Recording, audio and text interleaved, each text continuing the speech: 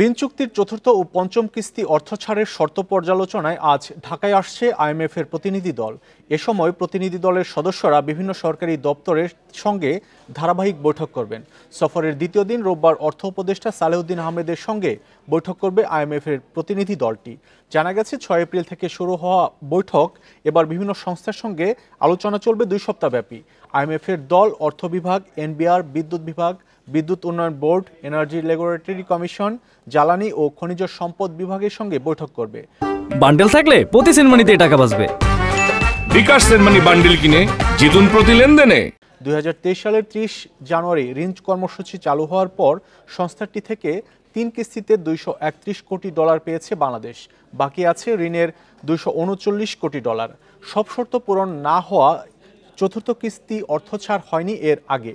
এবার সরকার আশা করছে চতুর্থ ও পঞ্চম কিস্তির অর্থ একসঙ্গে পাওয়া যাবে আগামী জুনে।